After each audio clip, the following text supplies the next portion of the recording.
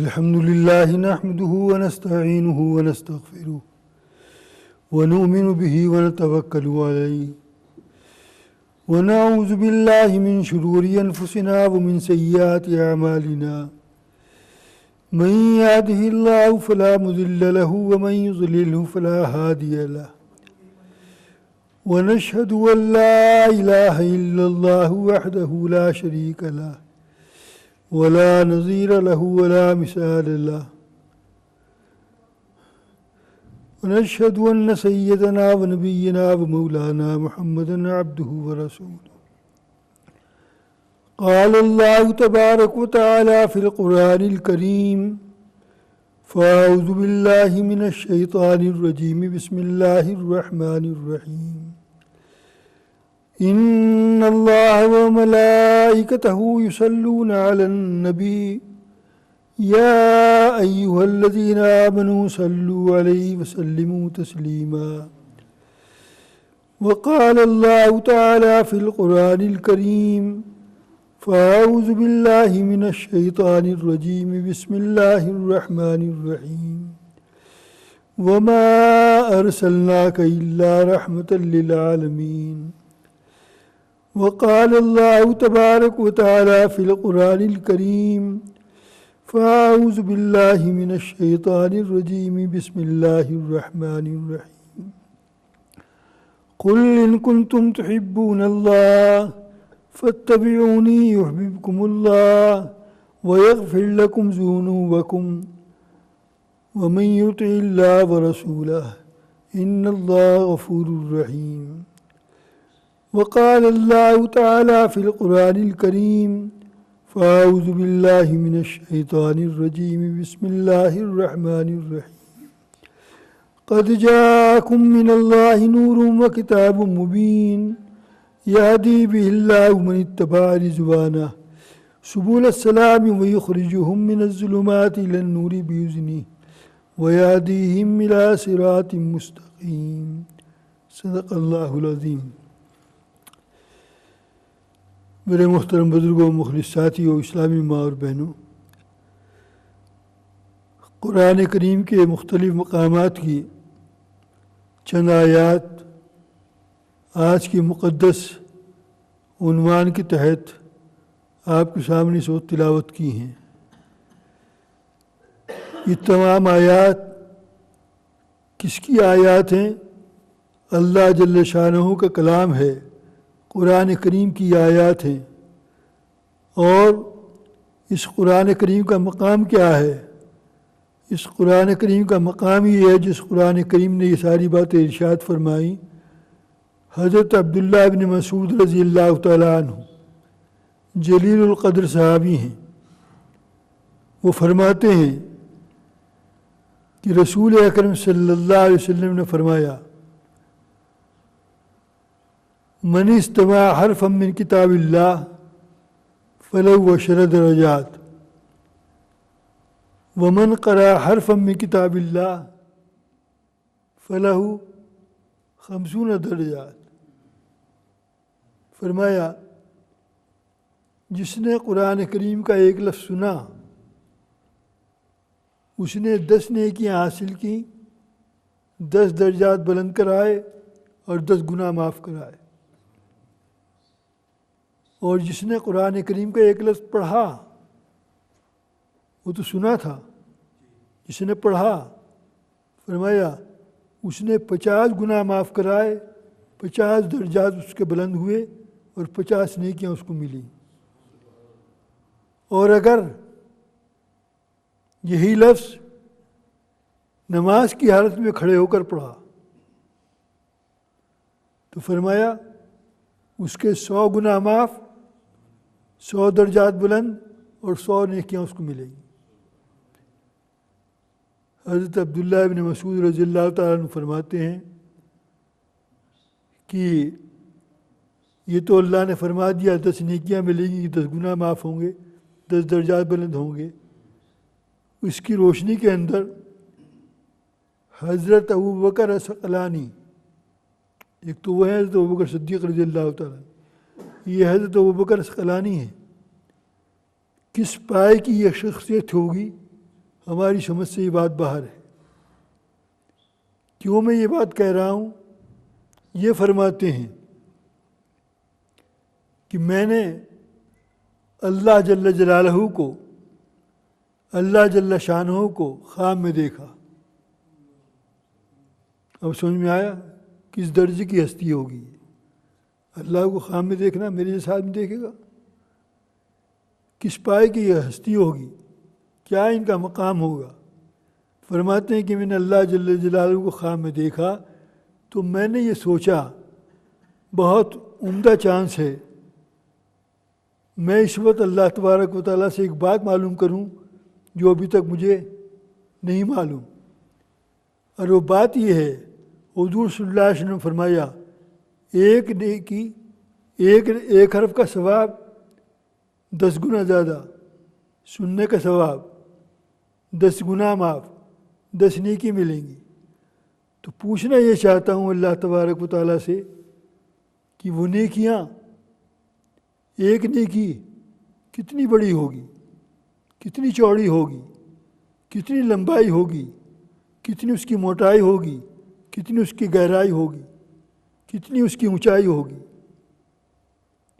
تو دل میں یہ خیال، لیکن اللہ تبارک و تعالیٰ کا دیدار جب میں نے کیا تو اللہ جل شانہ کی ہیبت اور اس کا جلال اور اللہ تبارک و تعالیٰ کی شان، اس کے سامنے میری زبان بند ہو گئی، ہمت نہیں ہوئی کہ میں پوچھوں کہ اس کا ثواب کتنا بڑا ہے، ایک نیکی کا درجہ کتنا بڑا ہے۔ جب میں نہیں پوچھ سکا تو اللہ تبارک و تعالیٰ تو عالم الغیب ہیں، اللہ تبارک و تعالیٰ نے خود فرمایا اے ابو بکر تو کیا پوچھنا چاہتا ہے؟ نہیں پوچھ سکا، میں تجھے بتلاؤں تو کیا پوچھنا چاہتا ہے؟ سمجھ میں آ رہا ہے؟ میں تجھے بتاؤں تو کیا پوچھنا چاہتا ہے؟ یہی پوچھنا چاہتا ہے نا کہ ایک نیکی کا ثواب کتنا بڑا ہے، اس کی اونچائی، اس کی لمبائی، اس کی چوڑائی، اس کی گہرائی کتنی ہے؟ میں تجھے بتلاؤں ایک گناہ معاف ہوا کتنا بڑا گناہ معاف ہوگا، ایک نیکی ملی کتنی بڑی ملے گی، ایک درجہ بلند ہوگا کتنا بڑا درجہ بلند ہوگا۔ آج تجھے میں بتاؤں، فرمایا ایک نیکی برابر ہے ایک رتل کے۔ یہ رتل میری اور آپ کی سمجھ سے باہر ہے، یہ عربی کی اصطلاحات ہیں، جیسے کرنسیوں کے نام ہوتے ہیں الگ الگ، کہیں ریال ہے، کہیں پونڈ ہے، کہیں شلنگ ہے، کہیں روپیہ ہے، الگ الگ نام ہیں۔ اسی طرح کرنسیوں میں ایک رتل جو ہے وہ ایک کرنسی ہے۔ فرمایا ایک نیکی کا ثواب 1000 رتل کے برابر ہے، اور فرمایا یہ 1000 میں سے ایک رتل جو ہے اس کا ثواب 1000 قیرات کے برابر ہے، 1000 درہم کے برابر ہے، اور 1000 درہم میں سے ایک درہم جو ہے وہ 1000 قیرات کے برابر ہے۔ اب کیا ہو گیا؟ پہلے کیا کہا تھا؟ ایک نیکی ایک رتل کے برابر، رتل کے بعد کیا کہا؟ درہم کے برابر، درہم کے بعد کیا کہا؟ نمبر 3 قیرات کے برابر۔ اور قیرات کس کو کہتے ہیں؟ فرمایا قیرات کہتے ہیں ایسے پہاڑ کو جیسا احد پہاڑ ہے، اور اس پہاڑ کی لمبائی، اس پہاڑ کی چوڑائی، اس پہاڑ کا وزن کتنا ہوگا، کہاں سے وہ شروع ہوا ہے احد پہاڑ، کہاں ختم ہو رہا ہے، کوئی اس کی حد ہے؟ فرمایا ایک نیکی کا ثواب 1000 احد پہاڑ کے برابر ہے۔ ایک نیکی کا ثواب 1000 احد پہاڑ کے برابر ہے۔ اب 1000 احد پہاڑ کے برابر قرآن کریم کے اندر کتنے حرف ہیں؟ اس کے بعد فرمایا وَلَا أَقُولُ وَالْإِسْلَامِ حرف واحد بل الف حرف واحد، اللام حرف واحد، المیم حرف واحد۔ میں نہیں کہتا الف لام میم ایک حرف ہے، الف لام میم میں 3 حرف ہیں، الف لام میم۔ اور بال کی کھال نکالنے والوں نے یہاں تک کہہ دیا نہیں یہ 3 حرف نہیں ہے، یہ 9 حرف ہیں. کیوں؟ الف الف لام فا، 3 تو یہی ہو گئے. میم لام، لام الف میم، لام میں 3 حرف ہو گئے، 6 ہو گئے. اور اسی طریقے پر میم، میم یا میم، 3 یہ ہو گئے، تو 3 یا 9، یہ 9 حرف. تو یہ اس کا ثواب ہے. تو اس قرآن کریم کی یہ شان ہے کہ اس کا ثواب اتنا بڑا ہے. اور اس نے یہ فرمایا اس قرآن کریم کے اندر، ان اللہ و ملائکتہ یصلون علی النبی یا ایھا الذین آمنوا صلوا علیہ وسلموا تسلیما. بے شک اللہ تبارک و تعالیٰ اور اس کے فرشتے درود و سلام بھیجتے ہیں حضور اکرم صلی اللہ علیہ وسلم پر. یا ایھا الذین آمنوا صلوا علیہ وسلموا تسلیما، اے ایمان والو تم بھی حضور اکرم صلی اللہ علیہ وسلم پر سلام بھیجو. تو یہ مقام ہے. دوسری آیت میں نے پڑھی، کون سی آیت؟ سورہ آل عمران سپارہ نمبر 3 آیت نمبر 31. یہ پہلے جو آیت پڑھی تھی یہ 22 سپارے کی آیت نمبر 56 ہے. ان اللہ و ملائکتہ یصلون علی النبی. اور یہ تیسرے سپارے کی آیت نمبر 31. اس میں کیا فرمایا؟ قل، حضور اکرم صلی اللہ علیہ وسلم آپ یہ فرما دیں، ان کنتم تحبون اللہ، اگر تم اللہ تبارک و تعالیٰ سے محبت کرنا چاہتے ہو، اگر اللہ تبارک و تعالیٰ کا تم دیدار کرنا چاہتے ہو، اللہ تبارک و تعالیٰ سے اگر تم ملنا چاہتے ہو، اللہ تبارک و تعالیٰ کی شان کے اندر تم آنا چاہتے ہو، وہ تمہیں کسی درجے پر پہنچائے، تو فرمایا ان کنتم تحبون اللہ، اگر تم اللہ تبارک و تعالیٰ سے محبت رکھنا چاہتے ہو تو فاتبعونی، تو تمہیں کیا کرنا پڑے گا؟ میرا اتباع کرنا پڑے گا. کس کا؟ حضور اکرم صلی اللہ علیہ وسلم کا. حضور صلی اللہ علیہ وسلم کی ساری حیات طیبہ کیسی ہے؟ آپ کا چلنا اٹھنا بیٹھنا پھرنا، کھانا پینا سونا جاگنا، آپ کی 24 گھنٹے کی حیات طیبہ کیسی ہے؟ اس کے مطابق تم کو زندگی گزارنی پڑے گی. فاتبعونی، جب تم حضور صلی اللہ علیہ وسلم کی کاپی کرنے والے بن جاؤ گے، یحببکم اللہ، پھر اللہ تبارک و تعالیٰ تم سے محبت فرمانے لگیں گے. اور جب اللہ محبت کرنے لگیں گے پھر کیا ہوگا؟ یغفر لکم ذنوبکم، تمہارے سب گناہ معاف. یغفر لکم، تمہاری مغفرت، ذنوبکم، تمہارے گناہ معاف. واللہ غفور الرحیم، اور اللہ تبارک و تعالیٰ کی تو عادت ہے ہی مغفرت کرنے کی اور رحم کرنے کی. یہ 31 آیت تھی. ایک آیت پڑھی میں نے 17ویں سپارے کی، وما ارسلناک الا رحمۃ للعالمین. حضور اکرم صلی اللہ علیہ وسلم کو اللہ تبارک و تعالیٰ نے تمام دنیا جہان والوں کے لیے، زمین کیا آسمان کیا تمام مخلوقات کے لیے، اللہ تبارک و تعالیٰ نے حضور اکرم صلی اللہ علیہ وسلم کو رحمت للعالمین بنا کر بھیجا. رحمت للعالمین کی شان کیا ہے یہ بھی آئے گی بات آگے. اور اس کے علاوہ میں نے 2 آیتیں اور آپ کے سامنے پڑھی. آیت نمبر 51 آیت کا 15ویں آیت کا 15 آیت کا آخری حصہ، پوری آیت نہیں، 15ویں آیت کا آخری حصہ سپارہ نمبر 6 اور سورہ مائدہ.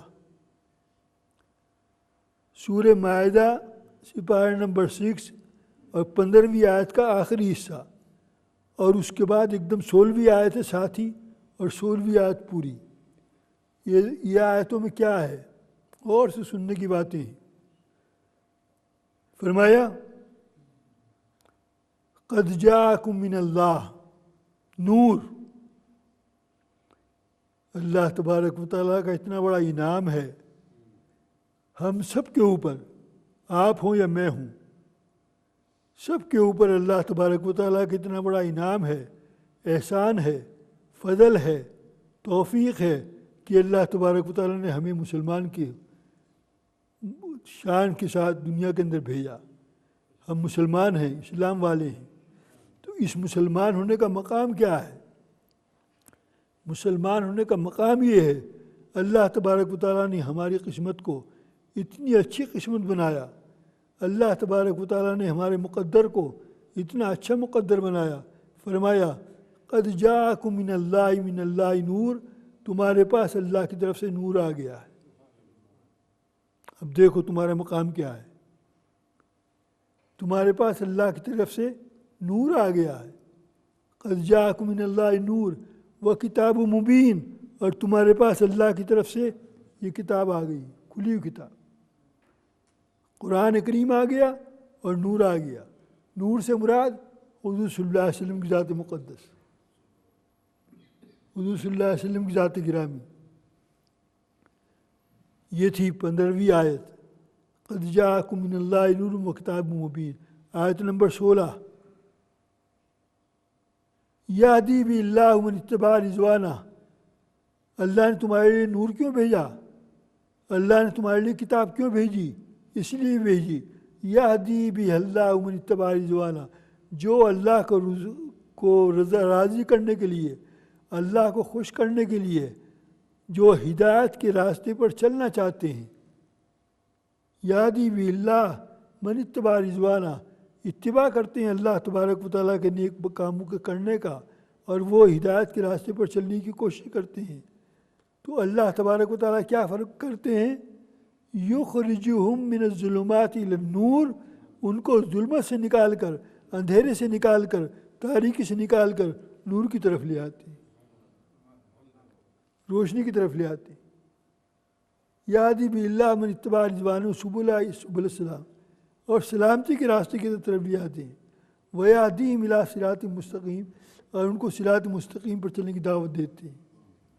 تو یہ ایک مقام ہے، ایسا مقام ہے جو اللہ تبارک و تعالیٰ نے مسلمانوں کی شان کے اندر رکھا ہے. اللہ تبارک و تعالیٰ کے اس احسان کے اوپر ہم جتنی خوشی منائیں اور جتنا اللہ تبارک و تعالیٰ کا شکر ادا کریں کم ہے. نور کے بارے میں آتا ہے، جب اللہ تبارک و تعالیٰ نے حضور اکرم صلی اللہ علیہ وسلم کے نور کو بنا دیا، تو بنانے کے بعد اللہ تبارک و تعالیٰ نے تمام انبیاء کرام کے نور سے کہا کہ تم، حضور صلی اللہ علیہ وسلم کے نور سے کہا کہ اے نور، تم ان تمام نوروں کو دیکھو. کون سے نوروں کو؟ اللہ تبارک و تعالیٰ نے 1,24,000 انبیاء کرام بھیجے.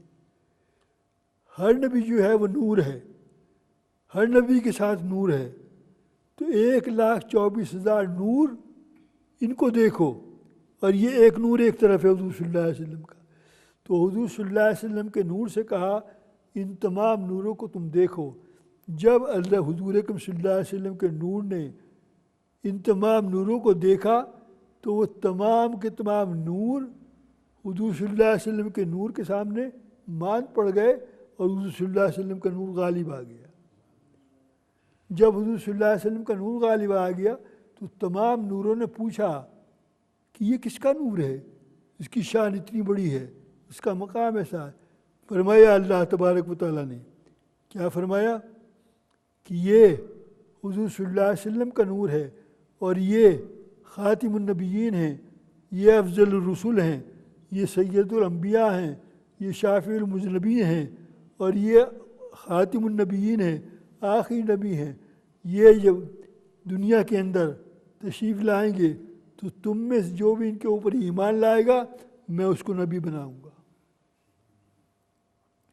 ابھی نبی بنائے نہیں گئے، یہ تو آسمانوں کے اوپر بات ہو رہی ہے، ابھی دنیا میں نہیں آئی. میں تم کو نبی بناؤں گا اگر تم ان پر ایمان لاؤ گے. قرآن کریم سپارہ نمبر 4 سورہ آل عمران، یہ آیت ہے وَإِذَا أَخَذَ اللَّهُ مِيثَاقَ النَّبِيِّينَ لَمَا آتَيْتُكُم مِّن كِتَابٍ وَحِکْمَةٍ. اللہ تبارک و تعالیٰ نے تمام نبیوں سے وعدہ لیا، اگر میں تم کو کتاب دوں اور حکمت دوں اور تمہارے پاس کوئی رسول آئیں جو تصدیق کرنے والے ہوں، تو کیا تم ان پر ایمان لاؤ گے؟ تو سب نے جواب دیا ہاں ہاں ہم ضرور ایمان لائیں گے. تو فرمایا جب تم ان پر ایمان لاؤ گے تو میں تمہیں بھی نبی بناؤں گا. تو وہ بہرحال اپنے اپنے زمانے کے اندر اللہ تبارک و تعالیٰ نے یہ مقام رکھا حضور اکرم صلی اللہ علیہ وسلم کا. اس کے بعد فرمایا ایک اور روایت کے اندر حضرت آدم علیہ السلام کو اللہ تبارک و تعالیٰ نے ایک بات فرمائی تھی. ہمارے بچوں کو یہ بات معلوم ہے کہ تم اس درخت کے قریب مت جانا، اس کا دانہ مت کھانا. اگر تم اس درخت کے قریب گئے تو تم غلط کام کرنے والوں میں سے ہو جاؤ گے. اللہ تبارک و تعالیٰ نے امتحان لیا حضرت آدم علیہ السلام کا اور فرشتوں کا. امتحان کے اندر آدم علیہ السلام کامیاب ہوئے. جب کامیاب ہوئے اللہ تبارک و تعالیٰ نے تحفہ دیا، اور وہ تحفہ کیا؟ جنت کا. جنت دی. حضرت آدم علیہ السلام اکیلے، اللہ تبارک و تعالیٰ نے ساتھ میں حضرت آدم علیہ السلام کی پسلی سے حضرت حوا کو، ان کی بیوی کو بنا دیا. اب یہ دونوں جنت کے اندر. اور اللہ تبارک و تعالیٰ نے فرمایا تھا یہاں ایک درخت ہے، اس درخت کے قریب مت جانا، اس کا پھل مت کھانا. اگر تم کھا لو گے اس کا درخت، اس کا پھل، تو تم غلط کام کرنے والوں میں سے ہو جاؤ گے. شیطان نے بہکا دیا حضرت آدم علیہ السلام کو اور اپنی چال ڈالی قسم کھا کر. وَقَاسَمَهُمَا إِنِّي لَكُمَا لَمِنَ النَّاصِحِينَ. قرآن کریم کا لفظ ہے 8ویں سپارے میں. میں قسم کھا کر کہتا ہوں اللہ نے تم کو اس درخت سے اس لیے روکا ہے، اگر تم اس درخت کا دانہ کھا لو گے تو ہمیشہ جنت میں رہو گے، اور اللہ نے ہمیشہ جنت میں تمہیں رکھنا نہیں ہے. تو میں کہتا ہوں تم کھا لو، فائدے میں رہو گے. آدم علیہ السلام شیطان کے چکر میں آ گئے اور وہ دانہ کھا لیا.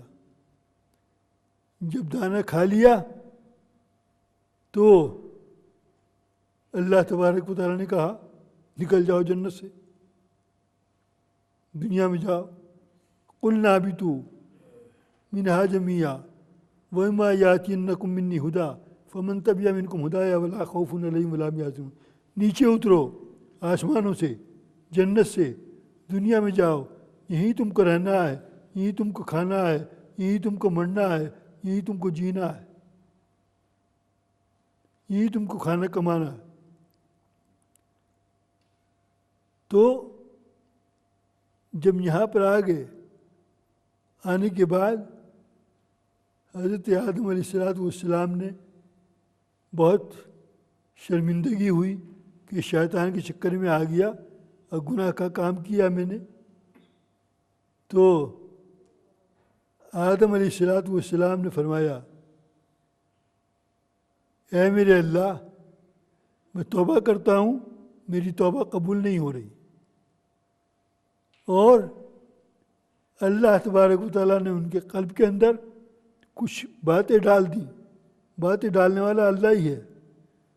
تو دعا یوں کی اے میرے اللہ، میں حضور صلی اللہ علیہ وسلم کے وسیلے سے دعا کرتا ہوں کہ میرے گناہ معاف کر دے جو میں نے دانہ کھا لیا ہے. جب اللہ تبارک و تعالیٰ سے حضور اکرم صلی اللہ علیہ وسلم کے وسیلے سے دعا مانگی تو اللہ نے قبول کر لی.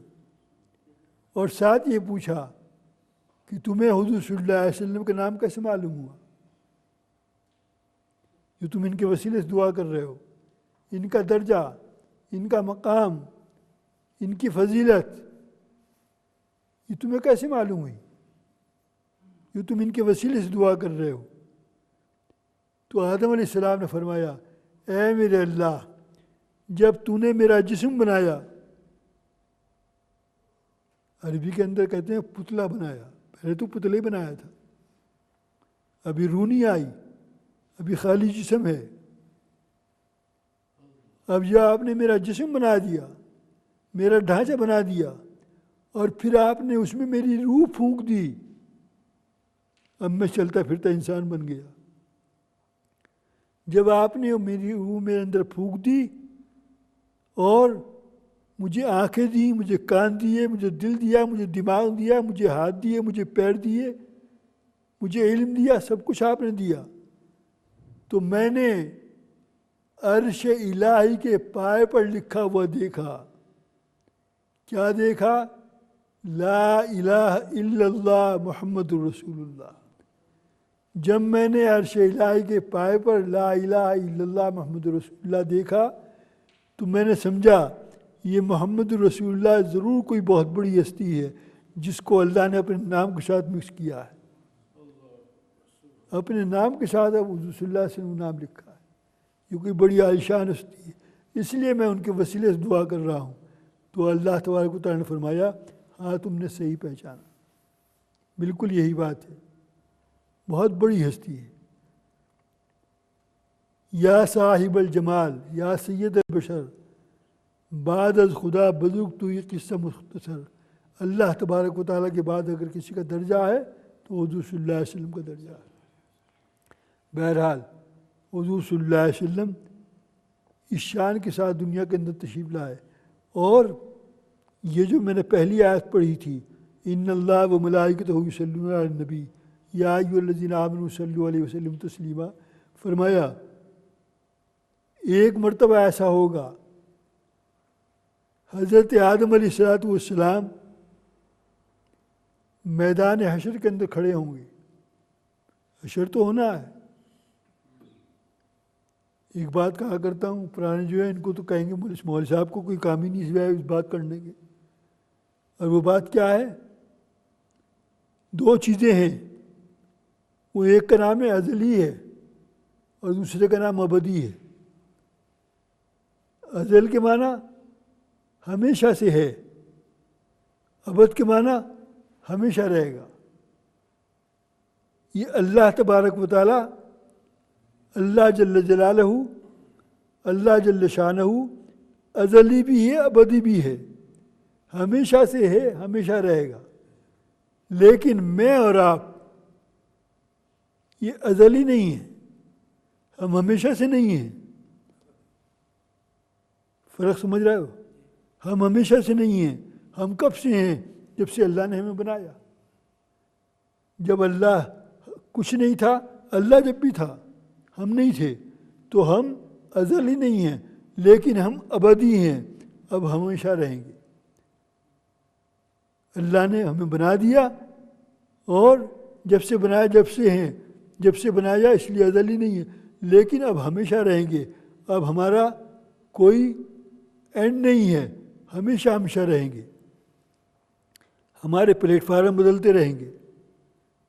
پہلا پلیٹ فارم باپ کی پشت، دوسرا پلیٹ فارم ماں کا پیٹ، تیسرا پلیٹ فارم عالم دنیا، چوتھا پلیٹ فارم قبرستان، قبری زندگی، عالم برزخ، پانچواں عالم حشر، پل صراط، سب کو سے گزرنا ہے. چھٹا اور ساتواں جنت یا دوزخ. 5 اور 2 7، یہ 7 پلیٹ فارم. تو میں کہہ ہی رہا ہوں کہ انسان اب کبھی ختم نہیں ہوگا. نیکی کرو گے ہمیشہ جنت میں رہو گے، اور ایمان نہیں لاؤ گے، کافر بن کر رہو گے نعوذ باللہ، تو ہمیشہ جہنم میں رہو گے. خالدین فیہا اولئک هم شر البریہ، قرآن کی آیت ہے. ہمیشہ ہمیشہ اس میں رہیں گے، جو بہت خراب جگہ ہے. اور خالدین فیہا اولئک هم خیر البریہ، ہمیشہ ہمیشہ اس میں رہیں گے. اگر نیک کام کیے ہوں گے وہ صاحب ایمان ہیں، ہمیشہ ہمیشہ جنت میں رہیں گے. تو میں کہہ ہی رہا تھا کہ اللہ تبارک و تعالیٰ نے جب ہم کو بنا دیا، بنانے کے بعد حضرت آدم علیہ السلام میدان حشر میں کھڑے ہوں گے. کیوں کھڑے ہوں گے؟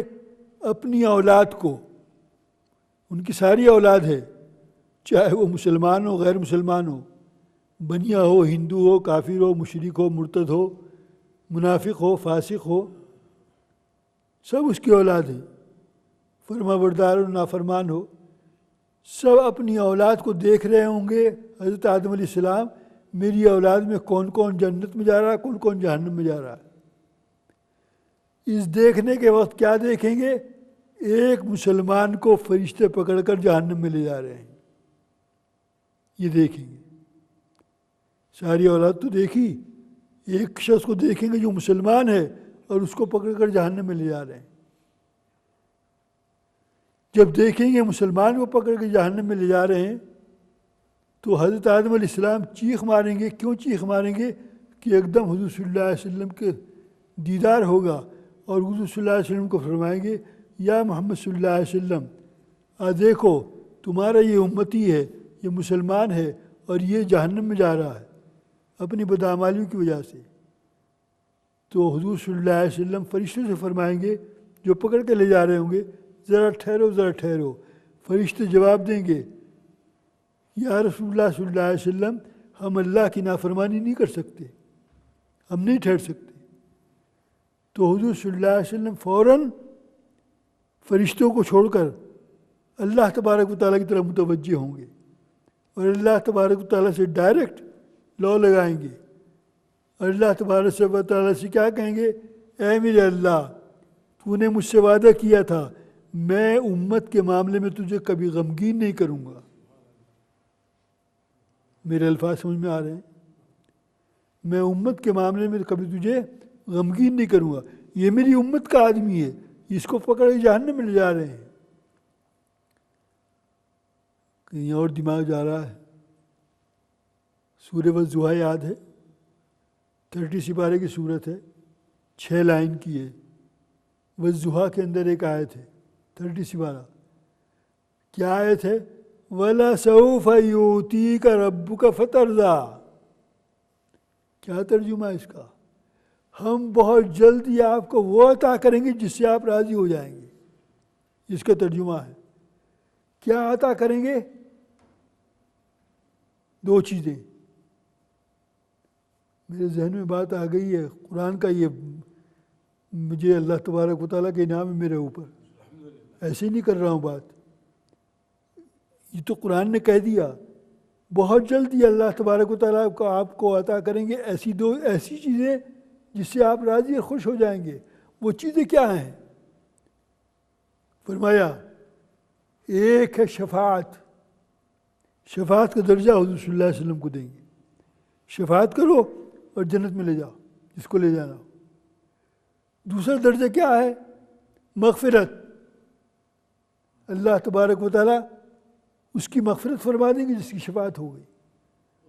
تو فرمایا آپ نے مجھ سے کہا تھا کہ میں امت کے معاملے میں تمہیں ناراض نہیں کروں گا، خوش رکھوں گا. یہ میرا امتی جہنم میں جا رہا ہے. تو اللہ تبارک و تعالیٰ فرشتوں سے فرمائیں گے ذرا ٹھہر جاؤ، رک جاؤ. رکنے کے بعد اللہ تبارک و تعالیٰ سے کس کا یہ اجازت ملنے کے بعد حضور صلی اللہ علیہ وسلم فرمائیں گے کہ اس بندے کو ترازو کے پاس لے کر چلو. اور حضور صلی اللہ علیہ وسلم اپنی جیب میں سے ایک پرچہ نکالیں گے، ایک کاغذ چھوٹا سا. اس پرچے کے اوپر کیا لکھا ہوگا؟ کچھ لکھا ہوگا. اور اس پرچے کو ترازو کی ایک سائیڈ میں رکھیں گے. اور اس بندے نے جتنے گناہ کیے ہیں، جن گناہوں کی وجہ سے ہی جہنم میں پکڑ کے لے جا رہے ہیں، وہ سارے گناہ ترازو کے دوسری سائیڈ میں رکھیں گے. جب اب ترازو کو اٹھائیں گے تو سارے گناہ ہلکے پڑ جائیں گے اور وہ سائیڈ جدھر وہ پرچہ ہے وہ بھاری پڑ جائے گا. جب وہ بھاری پڑ جائے گا تو حکم ہوگا جنت میں لے جاؤ.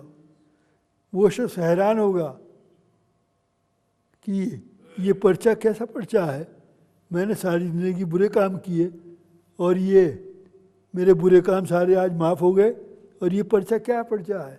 تو حضور صلی اللہ علیہ وسلم فرمائیں گے، غور سے سننے کی بات ہے، اے میرے امتی، تو نے اپنی زندگی میں ایک مرتبہ سچے دل کے ساتھ، بڑی صداقت کے ساتھ، بڑی سچائی کے ساتھ، بڑی دل کی صفائی کے ساتھ زبان سے اور دل سے تو نے یہ پڑھا تھا کیا؟ لا الہ الا اللہ محمد رسول اللہ اور اللہم صلی علی محمد اور ان اللہ و ملائکتہ یصلون علی النبی. تو نے زندگی میں مجھ پر ایک مرتبہ درود بھیجا، وہ درود اس پرچے پر لکھا ہوا ہے۔ اس پرچے پر لکھنے کی وجہ سے وہ میرے پاس محفوظ ہے جو تو نے مجھے بھیجا تھا، اور یہ درود تو یا بشارہ ہے۔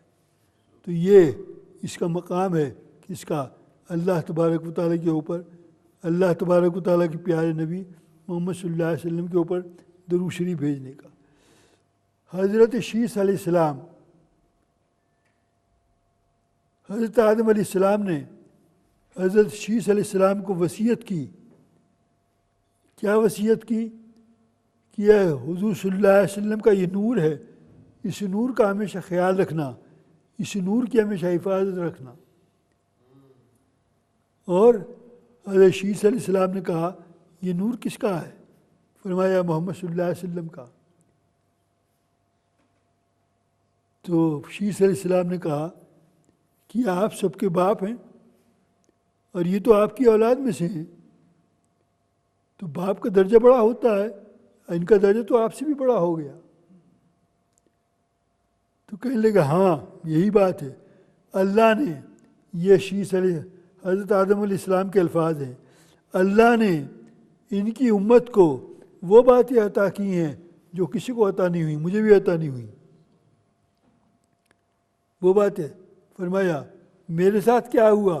آدم علیہ السلام کہہ رہے ہیں خود، میرے ساتھ کیا ہوا سنو، میرے ساتھ یہ ہوا، مجھے شیطان نے بہکایا، میں نے ایک دانہ کھایا، تو اللہ نے کیا کہا؟ گیٹ آؤٹ، نکل جاؤ جنت سے۔ ایک گناہ میں نے کیا، غلطی کی، شیطان کے بہکائے میں آ گئے، تو اللہ نے مجھے جنت سے نکال کے باہر مارا، جنت سے بار بار بھیجا۔ اور یہ تو جنت کی بات چھوڑو، فرمایا ایک غلطی مجھ سے ہو گئی اور ان کی امت گناہ پر گناہ کرتی رہے گی، گناہ پر گناہ کرتی رہے گی، اور اللہ تبارک و تعالیٰ معافی پر معافی دیتے رہیں گے۔ کیوں؟ یہ حضور صلی اللہ علیہ وسلم کا امتی ہے، اگر سچی توبہ کریں گے معاف ہو جائے گا۔ اور میرا مقام یہ ہے کہ ساتوں آسمان، کون کہہ رہا ہے؟ آدم علیہ السلام۔ میرا مقام یہ ہے ساتوں آسمان، ساتوں زمین، 14 کے 14 طبق کے اندر میں مشہور کیا گیا نافرمان، میں نافرمان ہوں اللہ کا، میں نے ایک دانہ کھا لیا ہے۔ اور قرآن کریم اس کو کہتا ہے، ایسی بات نہیں کرتا، پروف دیتا ہوں، فَعَصَىٰ آدَمُ رَبُّهُ فَغَوَىٰ، آیت نمبر 122، سپارہ نمبر 16 سورہ طٰہٰ، پڑھ کر دیکھو۔ فَعَصَىٰ آدَمُ رَبُّهُ فَغَوَىٰ، آدم علیہ السلام نے نافرمانی کی اپنے رب کی، فغوا، اور وہ قصوروار ہو گئے۔ تو میں ساتوں آسمانوں میں مشہور ہو گیا اللہ کا نافرمان ہوں، اور ساتوں زمینوں میں مشہور ہو گیا میں نافرمان ہوں۔ یہ تو میرے ساتھ ہوا ہے۔ اور پھر فرمایا آدم علیہ السلام نے کوئی بات نہیں چھوڑی، کیا فرمایا کہ میں نے سے ایک غلطی ہو گئی تو مجھے جنت سے نکالا اور آسمانوں میں زمینوں میں نافرمان کا لقب دے دیا، اور ان کی امت یہ گناہ پر گناہ کرے گی، اور پھر بھی ان کی بیوی ان کے پاس رہے گی، اور میرے پاس ایک گناہ ہونے کی وجہ سے میری بیوی کو بھی مجھ سے جدا کر دیا۔ حضرت آدم علیہ السلام کی بیوی جنت میں کہاں تھی؟ جنت میں تھی لیکن ساتھ کہاں تھی؟ آدم علیہ السلام کو نکالا، بیوی کو بھی نکال دیا۔ تو کہنے لگے میری بیوی کو بھی مجھ سے جدا کر دیا، اور ان کی بیویاں، ان کے شوہر گناہ پر گناہ کریں گے، لیکن یہ بیوی ان کی جدا نہیں ہوگی، اللہ یہ کی طلاق دے دیں اور بات ہے۔ تو یہ ساری باتیں فرمایا یہ حقیقت ہے کہ شیس علیہ السلام کو جب یہ باتیں معلوم ہوئیں تو ہمیشہ شیس علیہ السلام نے نور محمد صلی اللہ علیہ وسلم کا بہت لحاظ کیا اور خیال رکھا اور عزت کی۔ اب وہ شیس علیہ السلام سے نور منتقل ہو کر، آدم علیہ السلام سے منتقل ہو کر شیس علیہ السلام میں آیا، شیع علیہ السلام سے منتقل ہو کر کہاں آیا؟ یہ دنیا کے اندر بنی ہاشم کے اندر آ گیا۔ فرمایا یہ نور ہمیشہ حضور صلی اللہ علیہ وسلم کا، اس کا ہمیشہ خیال رکھو، اس کی عزت کرو۔ ایک اور روایت کے اندر ہے، اللہ تبارک و تعالیٰ فرماتے ہیں ایک دن ایسا آنے والا ہے، اپنی مخلوقات میں سے ایک بندے کو بلائیں گے، کم ایئر، وہ آئے گا اور آنے کے بعد کہتے ہیں 99 دفتر، 99 فائل گناہوں کے نکال کر اس کے سامنے رکھیں گے، نکال کر اس کے سامنے رکھیں گے جو گناہ پہ گناہ لکھے ہوئے ہیں، اور ایک ایک دفتر، ایک ایک فائل اتنا بڑا کہ زمین سے آسمان تک اس کی لمبائی اور چوڑائی، اور ایک نہیں 99۔ تو اللہ تبارک و تعالیٰ فرمائیں گے یہ تیرا نامہ اعمال ہے اور تو نے یہ گناہ کیے ہیں؟ کہنے لگے ہاں میں تو اب بچنے کا کوئی صورت ہی نہیں ہے۔ تو اللہ تبارک و تعالیٰ فرمائیں گے جا ترازو پہ جا اور اپنے اعمال تلوا، تو 99 فائل گناہوں کے ایک ترازو کے پلڑے میں رکھے جائیں گے، اور ایک ترازو کے پلڑے میں رکھا جائے گا لا الہ الا اللہ محمد رسول اللہ۔ تو جس پرچے کے اوپر لا الہ الا اللہ محمد رسول اللہ لکھا ہوگا وہ بھاری پڑ جائے گا، اور یہ 99 فائل یہ سارے ہلکے پڑ جائیں گے۔ حضرت مجدد الفسانی انہوں نے اس مسئلے کو حل کیا ہے، یہ کیسے ممکن ہے؟ فرمایا لا الگ ہے، فارسی میں کہتے ہیں تیغ، تیغ لا نے، تیغ کسے کہتے ہیں؟ تلوار کو، تلوار لمبی ہوتی ہے، لا لمبا ہے۔ فرمایا تیغ لا نے سارے دنیا کے کفر کو بھسم کر کے رکھ دیا، نہیں ہے کوئی معبود، لا الہ سوائے اللہ کے، محمد رسول اللہ، محمد صلی اللہ علیہ وسلم اس کے رسول ہیں۔ تو فرمایا تیغ لا نے سارے دنیا کے کفر کو بھسم کر کے رکھ دیا اور ختم کر رکھ دیا، قتل کر کے رکھ دیا، اور اللہ کے سوائے ہر چیز ختم ہو گئی، اللہ کا نام باقی رہا۔ بہرحال اس قسم فرمایا یہ مقام ہے لا الہ الا اللہ محمد رسول اللہ۔ کیا ٹائم ہوا ہے؟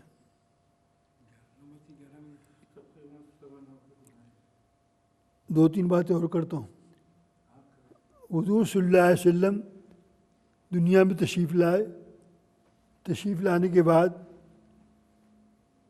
آپ نے منصب رسالت پر جلوہ افروز ہو کر اسلام کا کام شروع کیا۔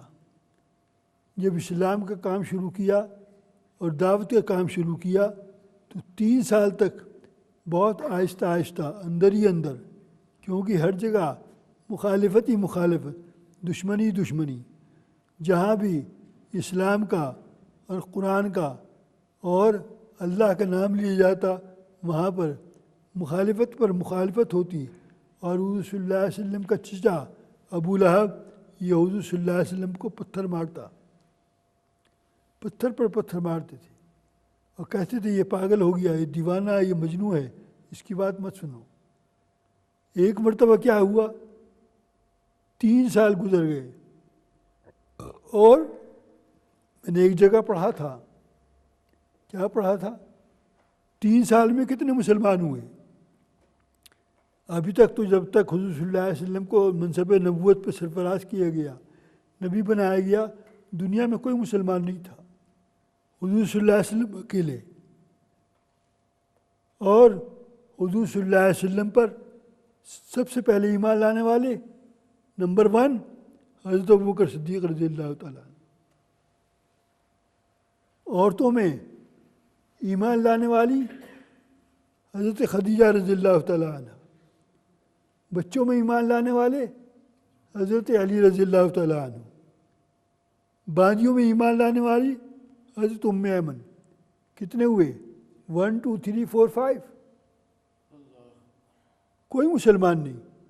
تو 3 سال تک کوشش پر کوشش کرتے رہے، اور 3 سال میں کتنے مسلمان ہوئے؟ اونلی 39. 3 سال کے بعد قرآن کریم کا یہ حکم آیا.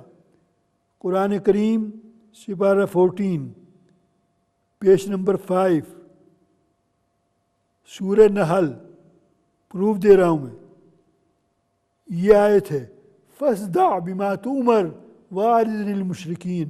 حضور اکرم صلی اللہ علیہ وسلم ان مشرکین کی کوئی پرواہ نہ کرو، اعلان کھلم کھلا تبلیغ کرو. پہلے چھپ چھپ کر کرتے تھے کیونکہ کر نہیں سکتے، جہاں جاؤ پتھر پڑتے ہیں، گالیاں ملتی ہیں، کوسنے پڑتے ہیں. تو 3 سال کے بعد یہ حکم آیا کہ کھلم کھلا کرو. جب کھلم کھلا کیا تو حضور صلی اللہ علیہ وسلم نے ابو جہل کو دعوت دی، اس کے دوستوں کو دعوت دی. حضور صلی اللہ علیہ وسلم نے عقبہ کو دعوت دی. عقبہ نے کیا کیا؟ حضور صلی اللہ علیہ وسلم کو نماز پڑھ رہے تھے، نماز پڑھتے ہوئے حضور صلی اللہ علیہ وسلم کی گردن میں چادر ڈالا، چادر ڈال کے پھندا ڈال کر کھینچا اور زمین میں گرا کر حضور صلی اللہ علیہ وسلم کی آنکھیں باہر نکل آئیں اور دم گھٹنے لگا. کیا مقام ہے! افضل الرسل ہیں، سید الانبیاء ہیں، اور خاتم النبیین ہیں، اور اللہ کا نام حرم میں نہیں لے سکتے، اور زمین میں ڈال کے اتنی بے عزتی کر رہے ہیں. ایک مرتبہ کیا ہوا؟ عقبہ نے دوبارہ کیا حرکت کی؟ اونٹ کی اوجڑی تو سمجھتے ہو، اردو جانتے ہو، وہ بھی اونٹ کی، کتنی بڑی ہوگی، کتنی گند اس کے اندر بھرا ہوا ہوگا. یہ اونٹ کی اوجڑی حضور صلی اللہ علیہ وسلم سجدے میں ہیں، نماز پڑھ رہے ہیں حرم کے اندر، اور لا کر اونٹ کی اوجڑی گندگی کے ساتھ حضور صلی اللہ علیہ وسلم کی کمر پر لا کر رکھی. حضور صلی اللہ علیہ وسلم کیسے اٹھیں گے؟ اور لانے کے بعد کہہ مار کے ہنسے سارے کافر. دیکھو حضور صلی اللہ علیہ وسلم کی کیسی عزت افزائی ہو رہی ہے، نعوذ باللہ، کیسی ان کی شان میں گستاخی ہو رہی ہے. اور قسم قسم کی اس قدر تکلیفیں دی. ایک مرتبہ اسی نے اتنا مارا حضور صلی اللہ علیہ وسلم کو، مارنے کے بعد جو ایک دم حضرت ابوبکر صدیق رضی اللہ تعالیٰ عنہ نے دیکھ لیا. اب جب حضرت ابوبکر صدیق نے کہا تم جنت میں لے جانے والے کو تم پھانسی دیتے ہو، پھندے ڈالتے ہو، اوجیڑ ڈالتے ہو اس کی کمر پر، کیا کر رہے ہو؟ یہ تو رحمت للعالمین ہیں، اور یہ تو دنیا کو جنت میں لے جانے والے ہیں، یہ سید الانبیاء ہیں، یہ افضل الرسل ہیں، یہ خاتم النبیین ہیں، اور تم ان کے ساتھ کیا کر رہے ہو؟ یہ تمام باتیں کرتے ہوئے منع کیا ابوبکر صدیق نے. تو حضور صلی اللہ علیہ وسلم کو چھوڑ کر ابوبکر صدیق کو اتنا مارا کہ وہ بے ہوش ہو گئے. بے ہوش ہونے کے بعد ان کے گھر والے ان کو مردہ سمجھ کر گھر اٹھا کر لائے. 3 دن کے بعد ذرا سی آنکھ کھلی، ہوش آیا. 4 دن کے بعد ذرا سی زبان کھلی. جب زبان کھلی سب سے پوچھا لوگوں نے، اے ابوبکر اب تمہارا کیا حال ہے؟ کہنے لگے میرا حال چھوڑو، مجھے یہ بتاؤ، میں نے محمد صلی اللہ علیہ وسلم کو کافروں کے ہجوم میں پھنسا ہوا دیکھا تھا، یہ بتاؤ حضور صلی اللہ علیہ وسلم کا کیا حال ہے؟ کہنے لگے حضور صلی اللہ علیہ وسلم کا حال پوچھ رہے ہو، اپنا تو حال دیکھو. کہنے میرا حال دیکھو، اگر میں حضور صلی اللہ علیہ وسلم کے بعد مجھے لے چلو، جب تک میں حضور صلی اللہ علیہ وسلم کو نہ دیکھ لوں میں ٹھیک نہیں ہو سکتا. اسی حال کے اندر حضرت ابوبکر صدیق رضی اللہ تعالیٰ عنہ کو اٹھا کر لائے حضور صلی اللہ علیہ وسلم کے پاس. حضور صلی اللہ علیہ وسلم نے جب اس حال کے اندر دیکھا، حضور صلی اللہ علیہ وسلم آپ دیدہ ہو گئے اور آپ کی آنکھوں سے آنسو جاری ہو گئے. فرمایا ابوبکر صدیق سچے عاشق تھے اور سچے حضور صلی اللہ علیہ وسلم پر اپنی جان کو، اپنے مال کو، اپنے وقت کو قربان کرنے والے تھے، اور اس پہ یہ وہ کہتے تھے حضور صلی اللہ علیہ وسلم ٹھیک ہے تو میں بھی ٹھیک ہوں. اس طریقے پر انہوں نے اسلام کے حق کو ادا کیا.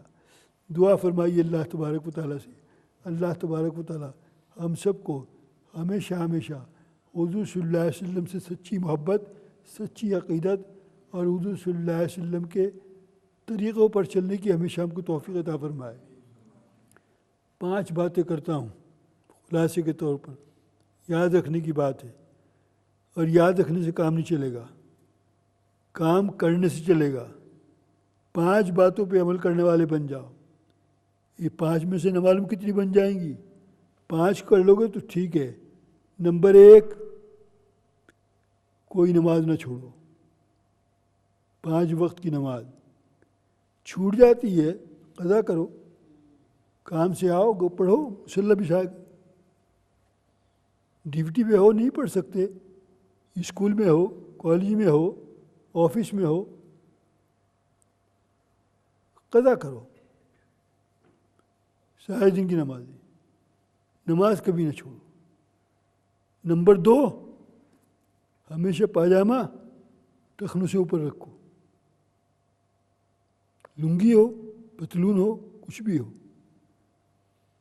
نمبر 3، اپنی داڑھی سنت کے مطابق رکھو، فیشنی داڑھی نہیں۔ فیشنی داڑھی جو لوگ تھوڑی سی منہ ٹھوڑی پہ رکھ لیتے، ناچنے گانے والوں کی داڑھی ہو، سنت کے مطابق۔ نمبر 1 نمازی، نمبر 2 پاجامہ ٹخنوں سے اوپر، نمبر 3 داڑھی شرعی داڑھی کسے کہتے ہیں؟ 1 مشت۔ یہ پوری داڑھی تمہاری مٹھی کے اندر آنی چاہیے، باہر نکلنی چاہیے، اسے کہتے ہیں شرعی داڑھی۔ یہ 3 باتیں، اور چوتھی بات اور 5ویں بات وہ کیا ہے؟ باقی چوتھی بات یہ ہے، حقوق اللہ کا ہمیشہ خیال رکھو۔ یہ نہیں بس نمازیں پڑھتے رہو اور پاجامہ اوپر کر لو، اور تیسری بات کیا کی تھی؟ داڑھی لمبی کر لو اور داڑھی کے آر میں شکار کھیلنے شروع کر دو۔ اس لیے ایسا نہیں، فرمایا نمبر 4 حقوق اللہ کا ہمیشہ خیال رکھو۔ جتنے بھی اللہ کے حقوق ہیں A to Z، پیدائش سے لے کر موت تک، فرمایا ہمیشہ حقوق اللہ کا خیال رکھو۔ اور جب حقوق اللہ کا خیال رکھنے کو اللہ کہہ رہا ہے تو پھر اللہ کے بندوں کے حقوق، نمبر 5 اللہ کے بندوں کے حقوق کا خیال رکھو۔ جب یہ 5 کام کرنے والے بن جاؤ گے تو ہماری نجات انشاءاللہ ثم انشاءاللہ ضرور ہو کر رہے گی۔ وآخر دعوانا الحمدللہ رب العالمین۔